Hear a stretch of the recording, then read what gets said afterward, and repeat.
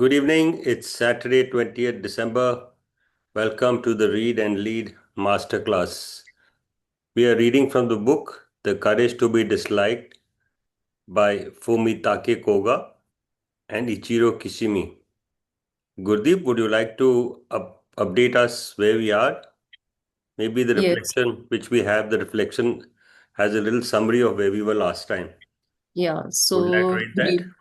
Yes, sir. So, good evening, everyone. And this is the reflection shared by Miss Shalini Gupta.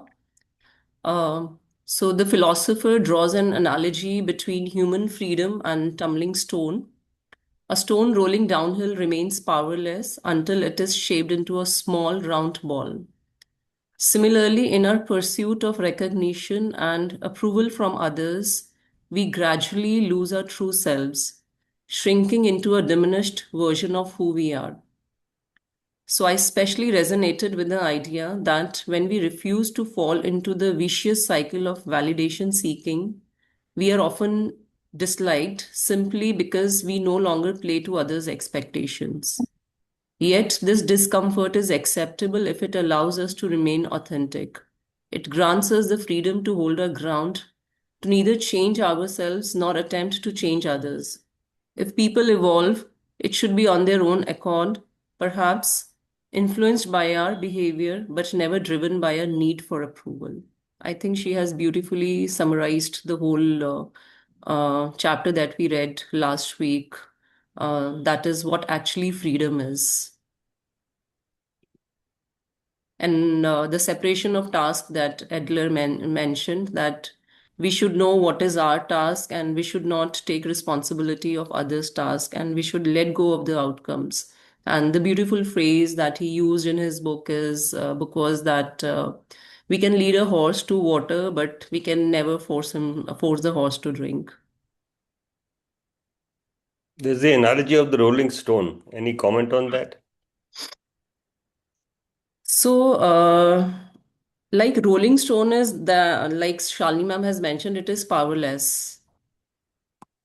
And we human being have the inclination to climb.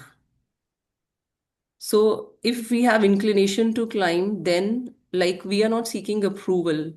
We are doing our own task and we are not seeking any validation. And that actually is true freedom for human beings. So the Rolling Stone in that case has no control and is Yes. and is shaped to conform to the norms of the society. If you see that way, that the stone when it rolls down, it's by friction ground from all sides till it has no ability to hold itself. So that is the beautiful analogy that if you don't have the courage, which means the stone's tough corners all get rubbed off, then the stone just keeps rolling, as simple as that. Totally dependent on what the slope is. So if you link that to you become a part of the community, it's like you become part of a peer group where you just follow the herd. And it happens to so many of us, we can't stand up and speak up.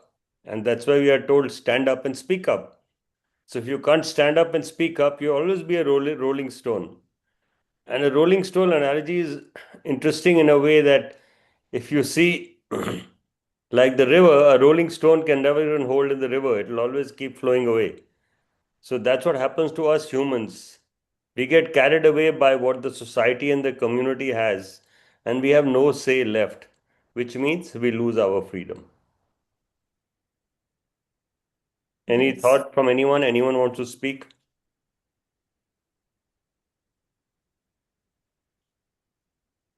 Good. So that's the reflection from 16th. Let's start today's program.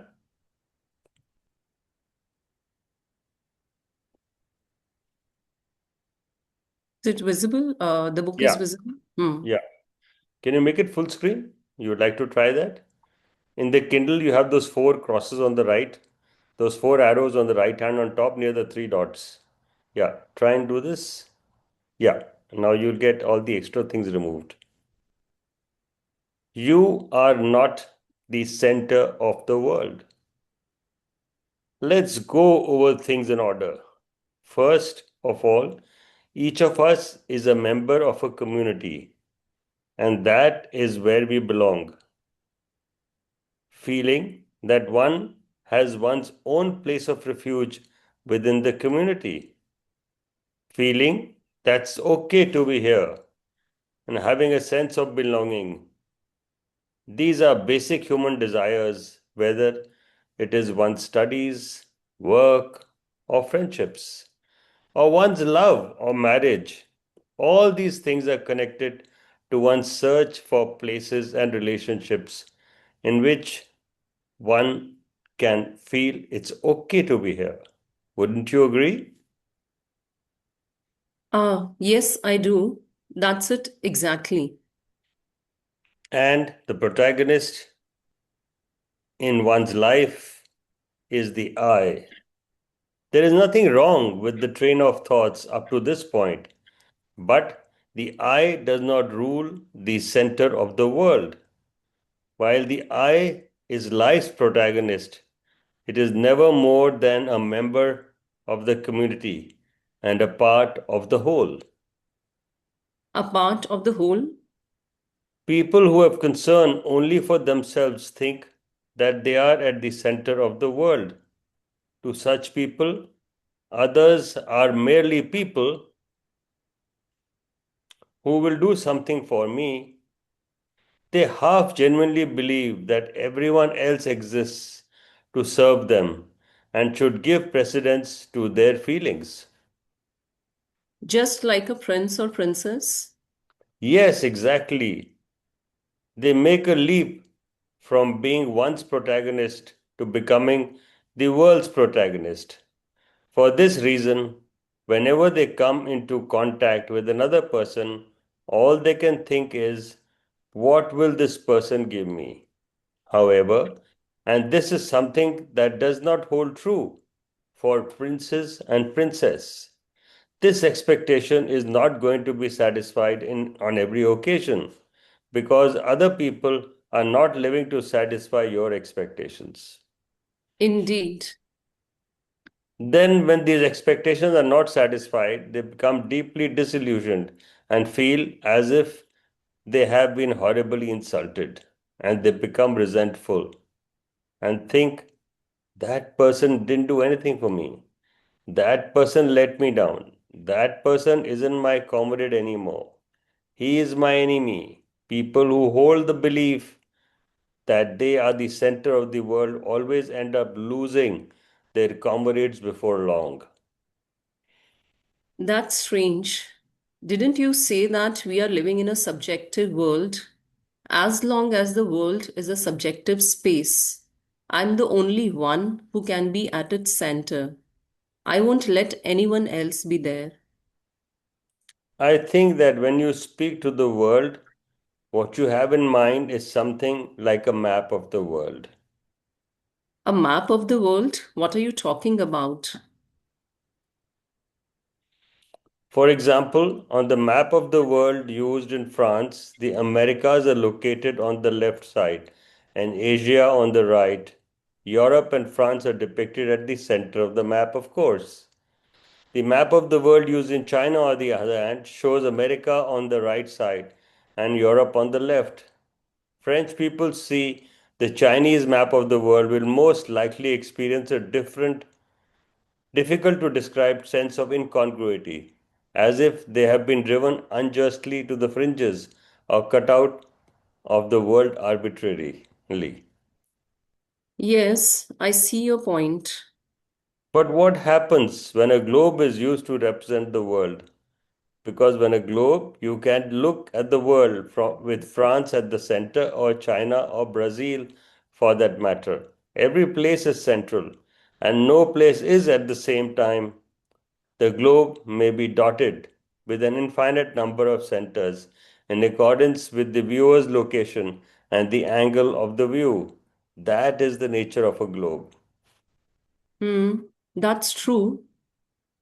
Think of what I said earlier. What you are not the center of the world as being the same thing. You are a part of a community but not its center. I'm not the center of the world. Our world is a globe, not a map that has been cut out on a plane. Well, I can understand that in theory anyway, but why do I have to be aware of the fact that I am not the center of the world? Now, we will go back to where we started. All of us are searching for a sense of belonging, that it's okay to be here.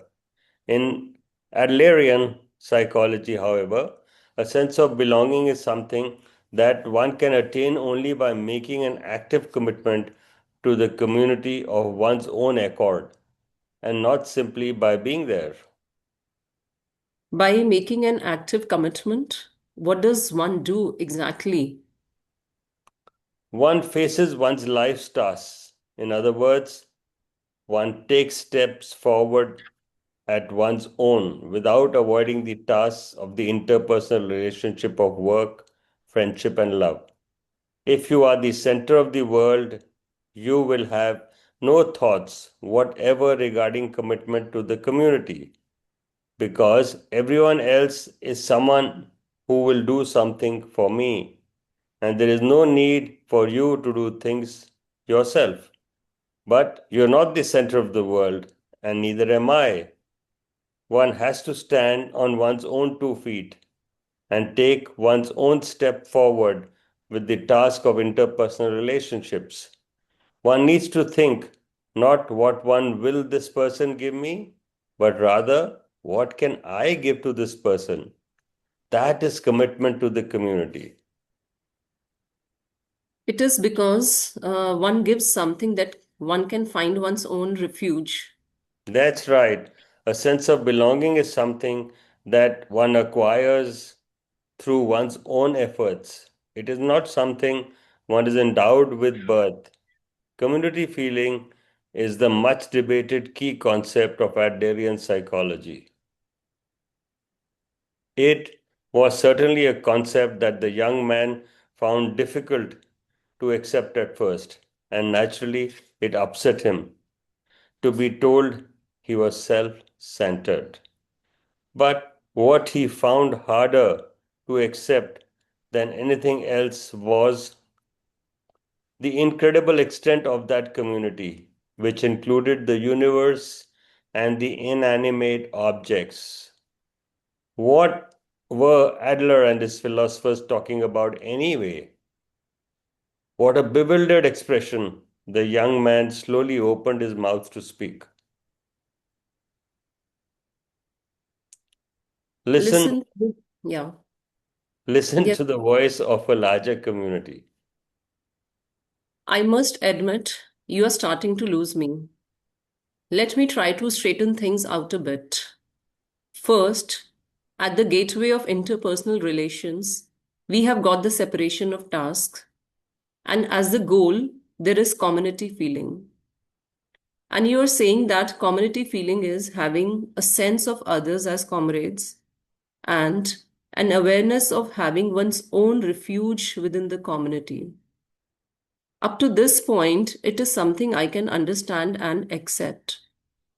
But the details still seem a bit far fetched.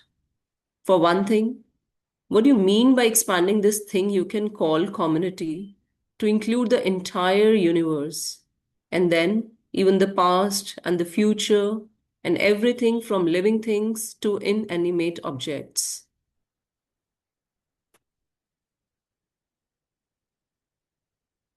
Sir, you're not audible. It certainly does make things more difficult to understand if one takes Adler's concept of community verbatim and tries to actually imagine it, including the universe and inanimate objects. For the time being, suffice it to say that the scope of community is infinite. Infinite? Take, for example, a man who, on reaching retirement age and stopping work, quickly loses his vitality and becomes depressed, abruptly cut off from the company that was his community and bereft of title or possession. He becomes an ordinary nobody. As He is unable to accept the fact that he is now normal. He becomes old practically overnight. But all that really happened to the man is that he is cut off from the small community that is his company. Each person belongs to a separate community. And when it comes down to it, all of us belong to the community of the earth and the community of the universe.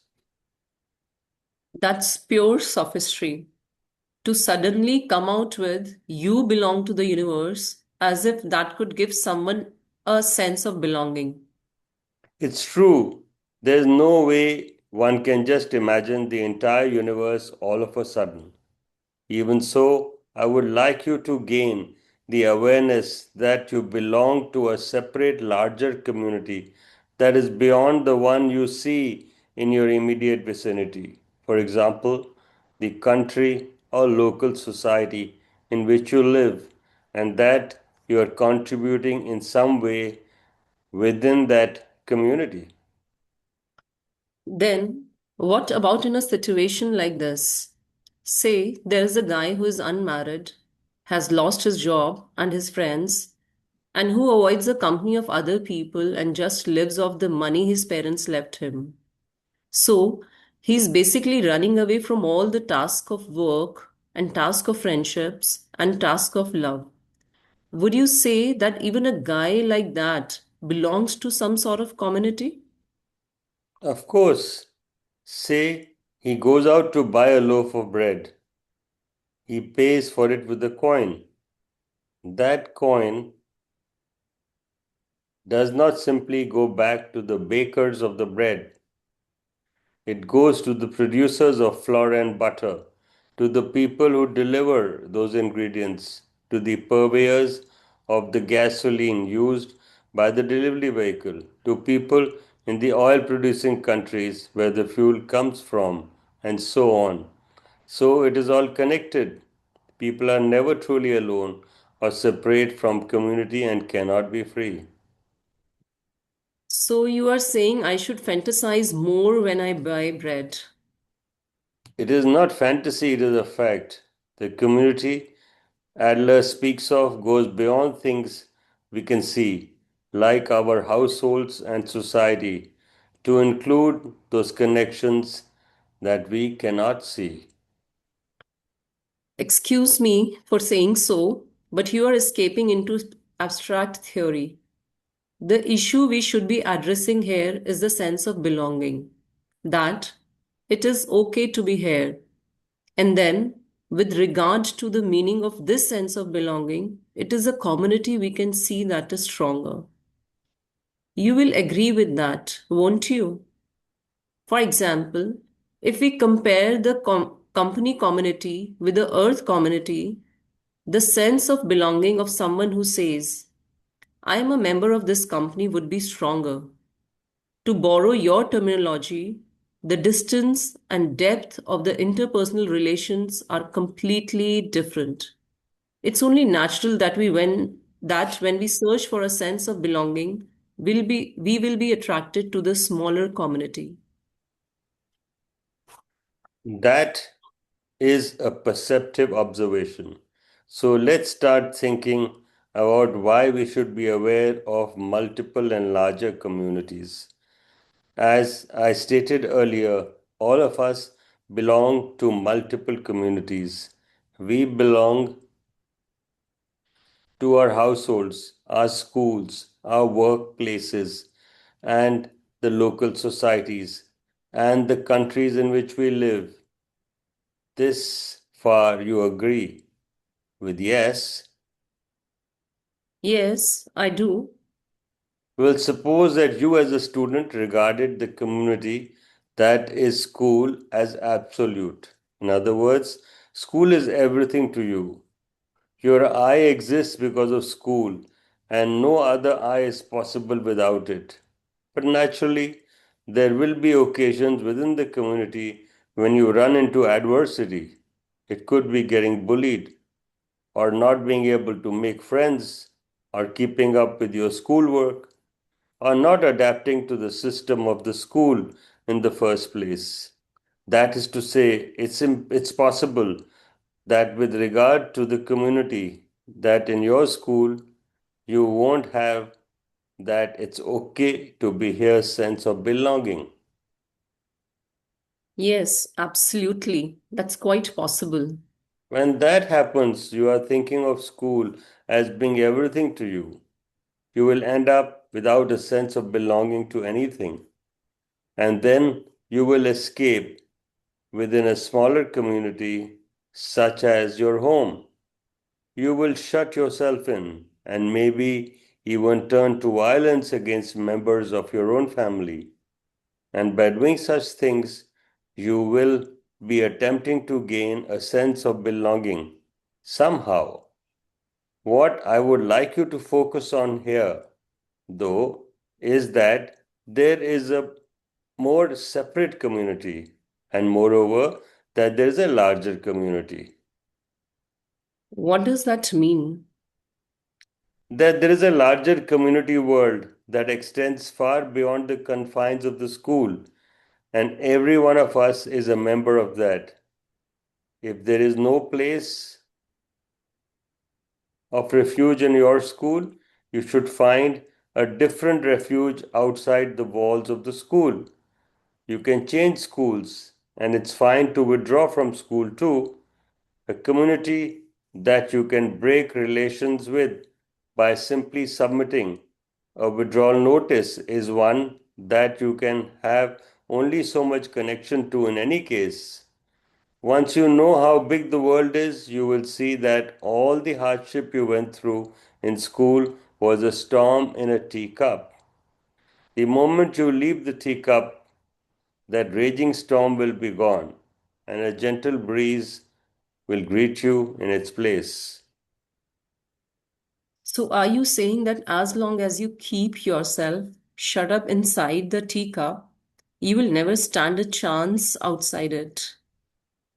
Secluding yourself in your room is akin to staying in the teacup, as if you are hunkering down in a small shelter. You might be able to wait out the rain for a short while, but the storm will continue unabated. Well, maybe in theory anyway, but it's hard to break out. The decision to withdraw from school itself isn't something to be taken lightly. I'm sure you are right. It would not be easy. Therefore, there is a principle of action that I would like you to commit to memory. When we run into difficulties in our interpersonal relations, or when we can no longer see a way out, that we should consider first and foremost is the principle that says listen to the voice of the larger community. The voice of the larger community? If it is a school, one does not judge things with the common sense of the community. That is the school, but instead follows the common sense of a larger community. Now, let's say it's your school and your teacher has been behaving in an authoritarian manner. But the power of authority your teacher wields is nothing more than an aspect of the common sense that operates only within the small community, that is, the school. From the standpoint of the community, that is, human society, both you and your teacher are equal humans. If unreasonable demands are being thrust on you, it is fine to object to them directly. But it will be very difficult to object when the teacher is right in front of me. Not at all. Though this might be termed a you and I relationship, if it's one that can break down just because you raise an objection, then it is not the sort of relationship you need to get into in the first place. It is fine to just let go of it. Living in the fear of one's relationships falling apart is an unfree way of to live in which one is living from other people. So you are saying to choose freedom at the same time that I have community feeling? Yes, of course. Do not cling to the small community right in front of you. There are always be more you and I, and more everyone and larger communities that exist. Do not rebuke or praise. Well, all right. But don't you see, you haven't touched on the essential point. That is, the course of progression from the separation of task to community feeling. So, first, I separate the task. I think of my task as being up to this point, and everything beyond that is other people's task. I don't intervene in other people's tasks, and I draw a line so that other people won't intervene in mine. But how can one build interpersonal relations with this separation of task and arrive in the end at the community feeling that it's okay to be here? How does Adlerian psychology advise us to overcome the life task of work, friendship, and love? It seems like you are just trying to confuse me with abstract words without going into any concrete explanation. Yes, you've hit on the important point. How does carrying out the separation of tasks connect with good relations? That is to say, how does it connect with building the kind of relations in which we cooperate and act in harmony with each other? Which brings us to the concept of horizontal relationship. Horizontal relationship? Let's start with an easily understood example, that of the parent child relationship, whether the circumstances are those of child rearing or of training junior staff in the workplace. For example, generally speaking, there are two approaches that are considered. One is the method of raising by rebuke, and the other is the method of raising by praise. That is a hotly debated issue. Which one do you think is better choice? To rebuke or to praise? It's better to raise by praising, of course. Why? Take animal training, for example. When teaching animals to do tricks, you can make them obey with a whip. This is the typical raising by rebuke way.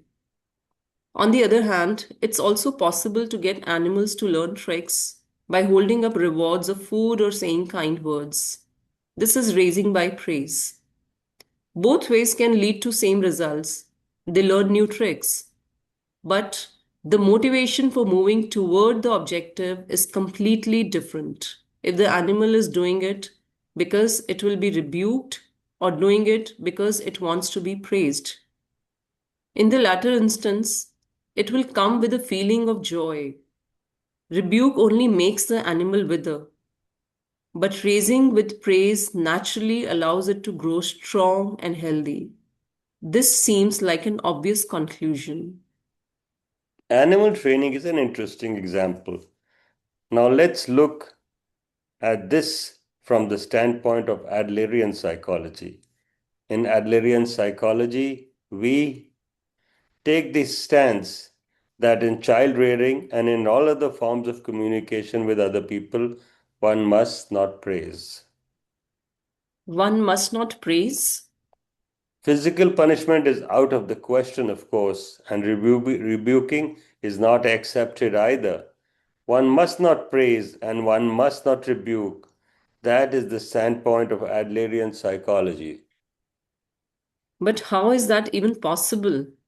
Consider the reality of the act of praise. For example, suppose I praise a statement you made by saying, "Good job." Won't hearing these words seem strange somehow? Yes, I guess it would put me in an unpleasant mood. Can you explain why it should feel unpleasant? What's unpleasant is the feeling that from the words good job, one is being talked down to. Exactly. In the act of praise, there is the aspect of it being the passing of judgment by a person of ability on a person of no ability. A mother praises her child. who has helped her prepare dinner, saying, "You are such a good helper." But then her husband does the same thing. You can be sure she won't be telling him, "You are such a good helper." Yeah, you are right about that. In other words, the mother praises the child by saying things like, "You are such a good helper," or "Good job," or, "Well, aren't you something?" Is unconsciously creating a hierarchical relationship and is seeing the child as beneath her. The example of animal training that you just gave is also emblematic of the hierarchical relationship, the vertical relationship, that is being the praising, behind the praising, sorry. When one person praises another, the goal is to manipulate someone who has less ability than you. It is not done out of gratitude or respect. So, you are saying that one praises in order to manipulate? That's right. Whether we praise or rebuke others, the only difference is one of the carrot or the stick. And the background goal is manipulation. The reason that Adlerian psychology is highly critical of rewards and punishments education is that its intention is to manipulate children. No way. You are wrong here, there. Because think of it from the standpoint of the child. For children, isn't it being praised by their parents the greatest joy of all? It's because they want praise that they do their studies. It's because they want praise that they learn to behave properly. That's how it was for me when I was a child. How I craved praise from my parents. And even after becoming an adult, it's been the same way. When your boss praises you, it feels good. That's how it is for everyone. This has nothing to do with reason. It's just instinctual emotion. One wishes to be praised by someone, or conversely, one decides to give praise to someone. This is proof that one is seeing all interpersonal relationship as vertical relationships. This holds true for you too. It is because you are living vertical relationships that you want to be praised. Adlerian relationships that you want to be praised. Adlerian psychology refutes all manner of vertical relationship and proposes that all interpersonal relationships be horizontal relationships. In a sense, this point may be regarded as the fundamental principle of Adlerian psychology. Is this something that is conveyed by the words equal Ye- but not the same? Yes, equal, that is to say, horizontal. For example, there are men who verbally abuse their wives, who do all the housework with such remarks as, "You're not bringing in any money," or "I don't want to hear it," or "It's thanks to me that there's food on the table." And I'm sure you've heard this one before. "You are everything you need, so what are you complaining about?" It's perfectly shameful. Such statements of economic superiority or the like have no connection whatsoever to human worth. A employee and a full-time housewife simply have different workplaces and roles and are truly equal but not the same. I agree entirely. They are probably afraid that women will grow wise to their situation and start earning more than men do, and that women will start asserting themselves. They see all interpersonal relationships as vertical relationships, and they are afraid of being seen by women as beneath them. This is to say, they have intense hidden feelings of inferiority.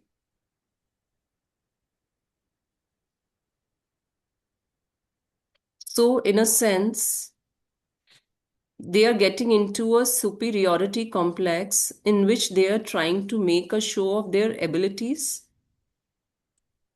So it seems, in the first place, the feeling of inferiority is an awareness that arises without vertical relationships.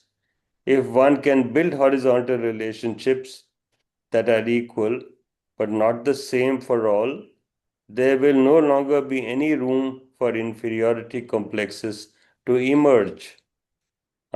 Yeah.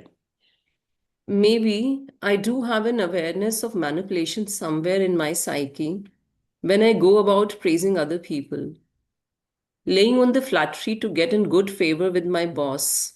That's definitely manipulation, isn't it? And it's the other way round too. I have been manipulated by being praised by others. Funny, I guess that's just the sort of person I am.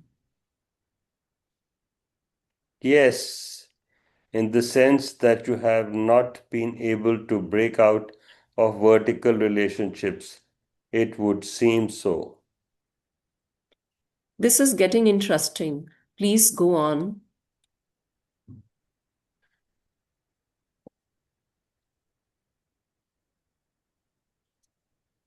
The encouragement approach. As you may recall from our discussion on the separation of tasks, I brought up the subject of intervention. This is the act of intruding on other people's tasks. So when does a person intervene? Here too in the background, vertical relationships are at play. It is precisely because one perceives interpersonal relationships as vertical and sees other party as beneath one that one intervenes. Through intervention, one tries to lead the other party to the desired direction. One has convinced oneself that one is right and that the other party is wrong. Or, of course, the intervention here is manipulation, pure and simple. Parents commanding a child to study is a typical example of this. They might be acting out of the best intentions from their points of view, but when it comes down to it, the parents are intruding and attempting to manipulate the child to go in their desired direction. If one can build horizontal relationships, will that intervention disappear? Yes, it will. Well, it's one thing if you're just talking about a child's studies, but when someone's suffering right there in front of you, you can't just leave them be, can you? Will you still say that lending a helping hand is intervention and then do nothing?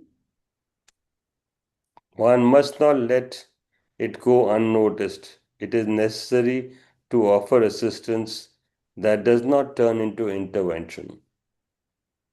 So, what's the difference between intervention and assistance? Think back to our discussion of the separation of tasks to the subject of child schoolwork. As I stated then, this is a task when the child has to resolve himself, not something that parents or teachers can do for him.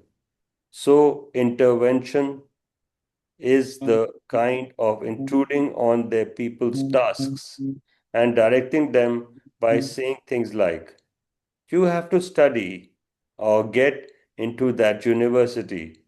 Whereas assistance, on the other hand, presupposes that separation of tasks and has horizontal relationships. Having understood that studying is the child's task, one considers what one can do for him, concretely speaking, instead of commanding from above that the child must study, one acts on him in such a way that he can gain confidence to take care of his own studies and face his tasks on his own. And that action isn't forced. No, it's not. Without forcing and with the tasks always kept separate, one assists the child to resolve them by his own efforts. It's the approach of you can lead or a horse to water, but you can't make him drink. He is the one who has to face his tasks, and he is the one who makes the resolution.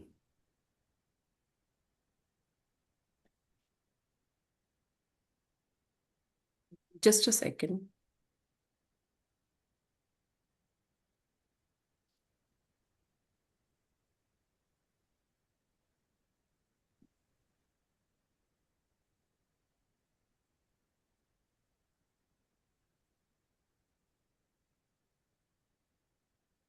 I think screen is not visible. Just a second. Your screen is visible, but we are seeing your WhatsApp. Acha. Yeah. Just a second. Now it's visible. Yeah, the tab changed. Okay. So you neither praise nor rebuke. That's where you are. Yes. So Your you neither turn. praise nor rebuke. That's right. One neither praises nor rebukes. This kind of assistance, which is based on horizontal relationship, is referred to in Adlerian psychology as encouragement. Encouragement, right? That's the term you mentioned some time ago. You said you would explain at a later date. When one is not following through with one's tasks, it is not because one is without ability. Adlerian psychology tells us that the issue here is not one of ability, but simply that one has lost the courage to face one's tasks. And if that is the case, the thing to do before anything else is to recover that lost courage. But we are just going around in circles. That's basically the same as giving praise. When one is praised by another person, one becomes truly aware of one's ability and regains one's courage. Please do not be stubborn about this point. Just acknowledge the necessity of giving praise. No, I will not acknowledge that. Why not? The reason is clear. Being praised is what leads people to form the belief that they have no ability. What did you say? Shall I repeat myself? The more one is praised by another person, the more one forms the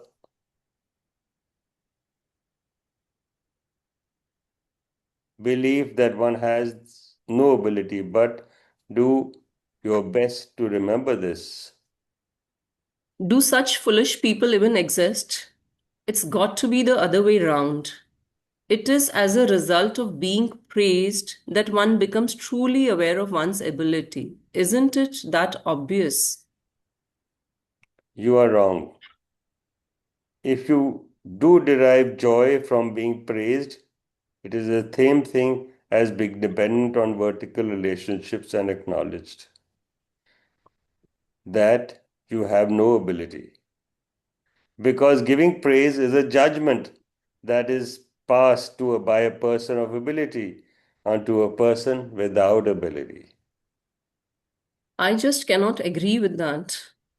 When receiving a praise becomes one's goal, one is choosing a way of living that is in line with another person's system of values. Looking at your life until now, aren't you tired of trying to live up to your parents' expectations? Well, I guess so. First, do the separation of tasks. Then, while accepting each other's differences, build equal horizontal relationships. Encouragement is the approach that comes next. How to feel you have value. So, concretely speaking, how does one go about this? One cannot praise and one cannot rebuke. What other words and choices are there? Think about a time when you had help in your work, not from a child, but from a partner who is your equal. And you'll probably see the answer right away. When a friend helps you clean your home, what do you say to him? I say thank you. Right. You convey words of gratitude, saying thank you to this partner who has helped you with your work. You might express straightforward delight, I'm glad, or you could convey your thanks by saying, that was a big help. This is an approach to encouragement that is based on horizontal relationships. That's all. Yes, the most important thing is to not judge other people. Judgment is a word that comes out of vertical relationships. If one is building horizontal relationships, there will be words of more straightforward gratitude and respect and joy.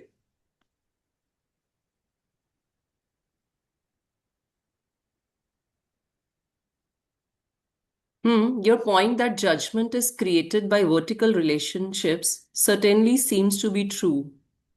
But what about this? Could the words thank you actually have such a great power as to be able to bring back courage? After all, I think I would prefer to be praised even if the words I hear are ones that come from vertical relationships. Being praised essentially means that one is receiving judgment from another person as good, and the measure of what is good or bad about that act is the person's yardstick. If receiving praise is what one is after, one will have no choice but to adapt to the person's yardstick and put the brakes on his own freedom. Thank you, on the other hand, rather than being judgment, is a clear expression of gratitude. When one hears words of gratitude, one knows that one has made a contribution to another person. So, even if you are judged as good by another person, you don't feel that you have made a contribution? That's right. This is a point that will connect to our subsequent discussion as well. In Adlerian psychology, a great deal of emphasis is given to contribution. Why is that? Well, what does a person have to do to get courage? In Adler's view, it is only when a person is able to feel that he has worth that he can possess courage.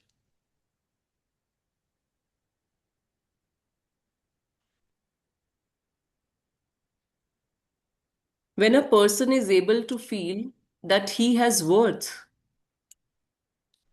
Do you recall when we were discussing the feeling of inferiority? How I spoke of this as being an issue of subjective worth. Is one able to feel one has worth, or does one feel one is worthless being? If one is able to feel one has worth, then one can accept oneself just as one is and have the courage to face one's life's tasks. So, the issue that arises at this point is how on earth can one become able to feel one has worth? Yes, that's it exactly. I need you to explain that very clearly, please.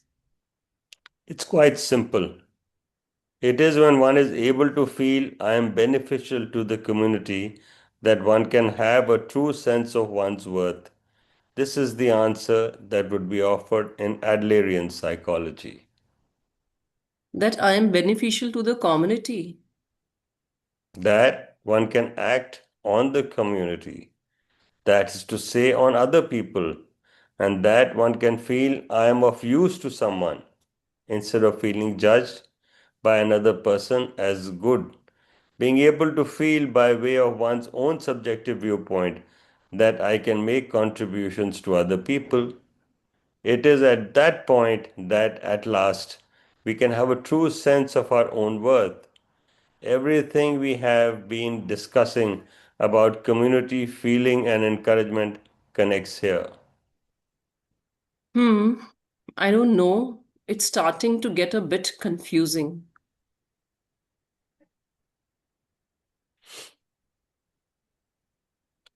We are getting to the heart of the discussion now. Please stick with me a little longer. It is about having concern of others, building horizontal relationships, and taking the approach of encouragement. All these things connect to the deep life of awareness. I am of use to someone, and in turn, to your courage to live. To carry on, To be of use to someone, that is what my life is worth living for. let's take a little break. Would you like some coffee? Yes, please. The discussion of community feeling had become more confusing than ever. One must praise, and one must not rebuke either. All words that are used to judge other people are words that come out of vertical relationships, and we need to build horizontal relationships. And it is only when one is able to feel that one is of use to someone that one can have a true awareness of one's worth. There was a major flaw in this logic somewhere. The young man felt it instinctively as he sipped the hot coffee. Thoughts of his grandfather crossed his mind.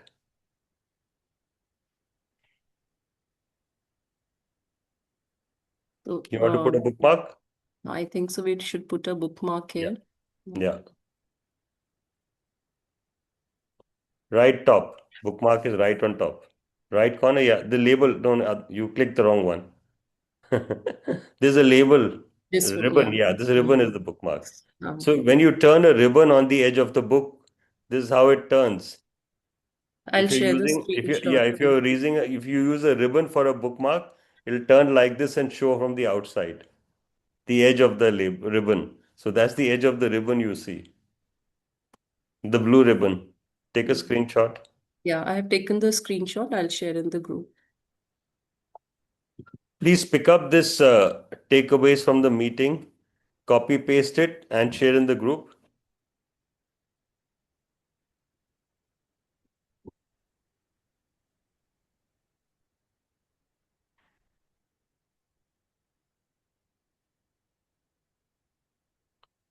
Copy paste the entire. So how that'll help? It'll give takeaways and it'll give people a link to a summary prepared by author.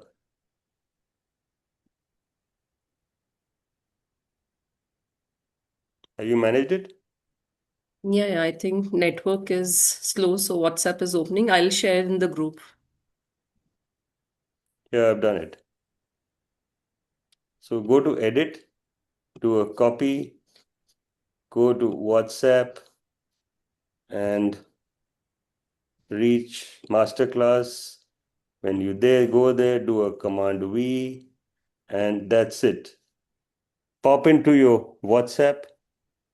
Takeaways from the meetings are with you. Open the reflection document for today's session and display it on screen so that the group can review the summary shared by Shalini, which is what we have done.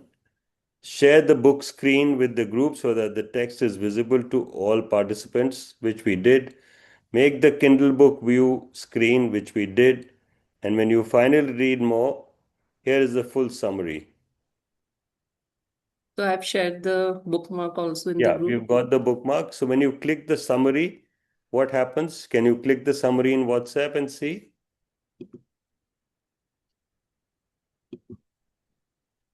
You can test it out. Yeah, it's complete conversation, I can see. Yeah, so you get the conversation there. So this is Yes. one way of sharing. This is offered by Otter AI. The second way of sharing is by Fathom. Fathom takes video notes and describes them. And finally, we get Zoom's AI. So we currently are supported by three AI systems. We use them differently. We use one in the notes on YouTube. We use one right here. And the third one we use in the blog post. So you will find a different perspective at different locations with different posts. Does it explain why we use multiple AIs? Different perspective. Yeah, different perspective. So every AI gives you a different perspective. Let's just get back to the room and see what Meenakshi has to add. Meenakshi, would you like to add something? Sir, quite an interesting thing because, of course, we know should not be rebuking somebody or rebuking somebody or but praising.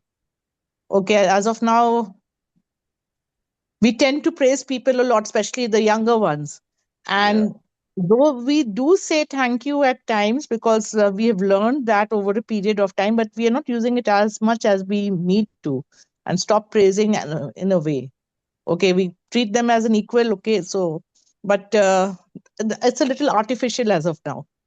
But this book, uh, The Courage to Be Disliked, is actually giving us new perspectives to our thoughts and ideas. Mm, Nice thing, sir. Nice book and very nice. I mean, the thought is very nice because if you really want people to be, yeah. feel as if they are your What you're equal, saying, we Meenakshi, is very pertinent. But if you look today, and in this room itself, if you look, we have people across generations in this room.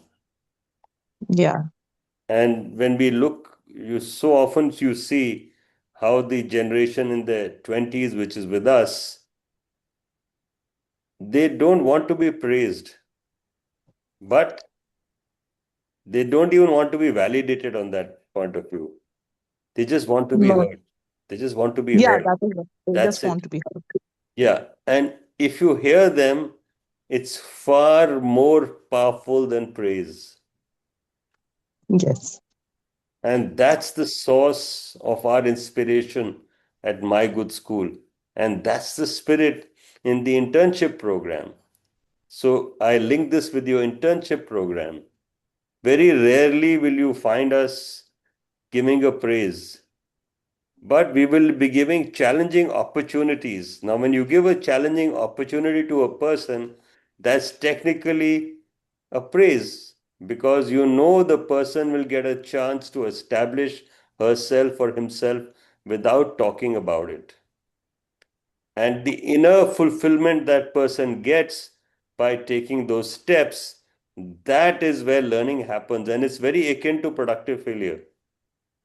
So, person will try and get the steps right. You have confidence in the ability of the person. Now, that is very different from praising the person. Based on your inherent premise that you have confidence, you can create a space for that person to flower.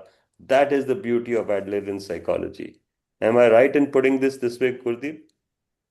Yeah, but a lot to reflect upon today because they are talking about vertical relationship. And as a teacher, like when we go to classes, and we always ask teachers to praise children, like give them good and praise them. And there we establish authority. And we are creating vertical relationship, maybe unconsciously, but we are doing it. So That's Yeah, because we've been taught to do yeah, so lot for to a very reflect long time. upon. Yeah, lot to reflect upon. yeah. See, How if you to flip create the, what, horizontal relationship between a teacher and a student, this I'm thinking. How to create horizontal relationship. flip the So classroom. You've created a horizontal relationship. I'm simply saying it, just hear their perspective. That's your horizontal relationship. See, if you look at productive failure, what it does, it listens to every thought, every premise, every concept, every hit and try. And that itself has an horizontal methodology in learning.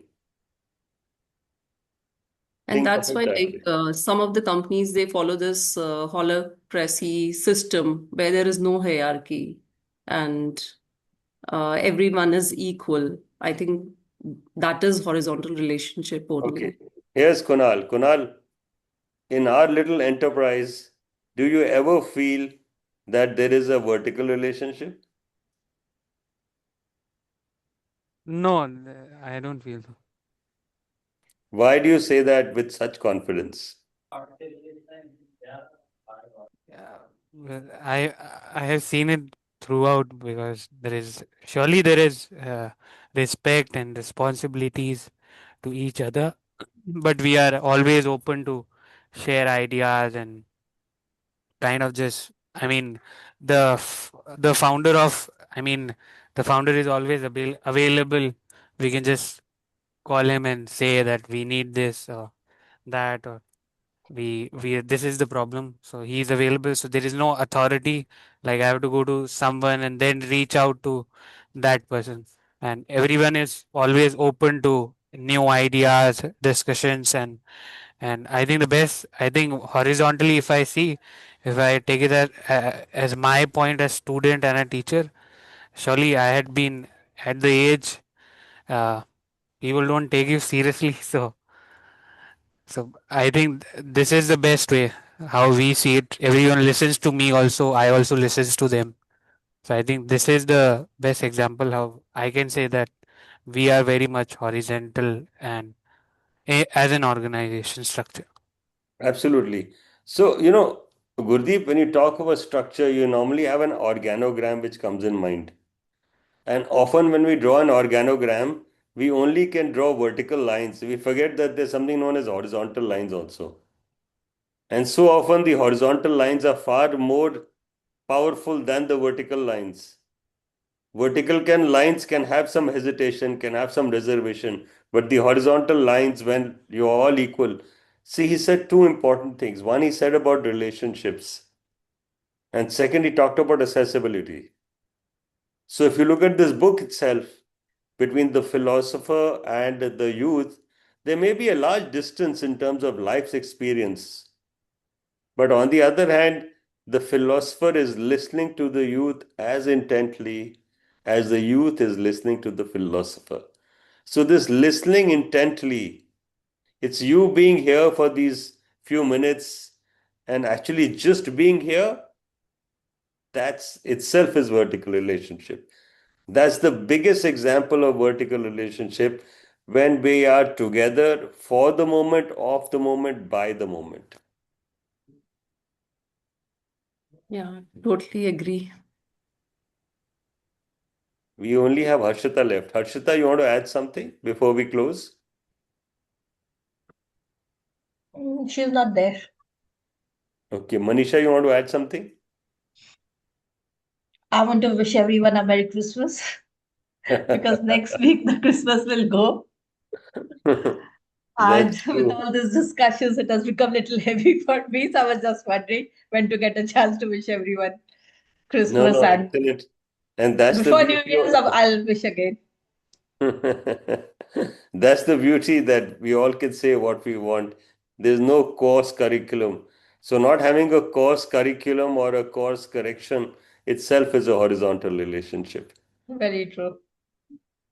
So if you look at our entire dynamics at my good school or the teachers academy, we don't have a defined workflow. We don't have a defined lesson plan.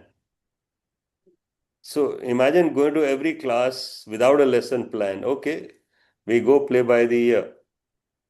Try that out. Just go Uh, open. I, I just want to add on one thing. Tomorrow is the last episode of Allegri. So I request everyone to send a message for Amadeep sir because I and Jagdeep sir want it to be memorable for him. So I like just want to jot down all the things together, the messages, a creative or something, and show it to him. So if you all Sure. can write a sentence or Yeah, two. yeah, I'll pen something. Meenakshi can, and anyone else who has seen a bit of Amardeep should be able to Hmm. do that. That's not difficult. I Kunal, hope. please send something to me. Yeah, I had created in the, if you see in the impact report, there is a slide which has specially been created for Amadeep sir. We'll share Ha that. ha, send that to me, na. So, First time. Kunal, what you do is convert that slide into a single document and send it to her so that she can create a post out of it. Yes. Yeah, we'll do So, that. if she can create a post out of it, which will go in the Joy of Learning diaries, and in that post, if someone has something, she can later on add that below that. Yes. Okay? Because token of love you want to Yeah, give to him. So. absolutely. So, just create the post from what Kunal has done in the impact report. Mm-hmm. Do that, and what you should also do. There's the video in which I introduce My Good School. That's a fantastic tribute to oneness. The one which says, "Welcome to my good school." You could even embed that video itself because otherwise it'll get lost. The main video on YouTube, which tells you about my good school, what my good school means, and why we read Guru Nanak, why we follow his journey. It's a small Mm-hmm. 3-minute video. You could even embed that in your thank you note to him. I'll see. I'll check that out today. Yeah, it's the highlight video. It's not highlighted anymore on YouTube because now we are sunset on this. This is the main video in which there is a blue background, and I speak about 2 minutes. In fact, part of that video Amardeep has used as a shot somewhere in shorts, and he's actually used a line from that as to why he went to my good school and what my good school means to him and us. Mhm. So over to you, Gurdeep, to close the session. So Merry Christmas to everyone. And yeah, and reflect and share your reflections with us. And we'll read the reflections next week. Till then, bye bye, everyone. Thank you. Bye bye. Merry Christmas. Enjoy the Merry festive Christmas. season. Jingle bells, jingle all the way. We are doing this past a week. Yeah. Thank you so much. Thank you. Thank you. So Thank bye bye. Take care.